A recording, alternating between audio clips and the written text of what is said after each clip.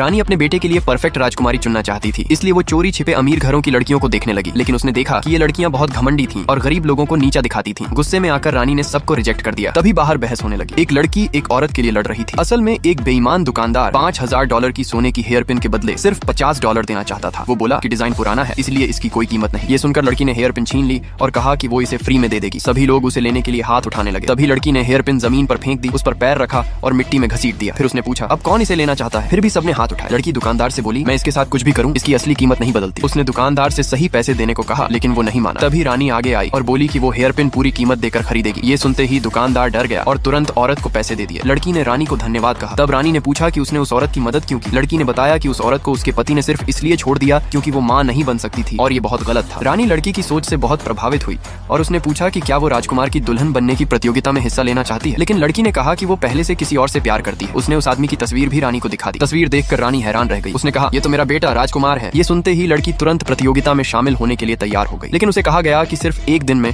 उसे सारे शाही नियम सीखने होंगे। ये सुनकर लड़की परेशान हो गई। तभी रानी ने चुपके से उसे परीक्षा के सवाल बता दिए और बोली, मेरे दिल की सबसे बड़ी परीक्षा तुम पहले ही पास कर चुकी हो। उधर राजकुमार ऐसी शादी के लिए तैयार हो रहा था जिसमें प्यार नहीं था। लेकिन जब उसने देखा कि जिस लड़की से वो प्यार करता है वही उसकी नई राजकुमारी बन चुकी है तो वो पूरी तरह हैरान रह गया।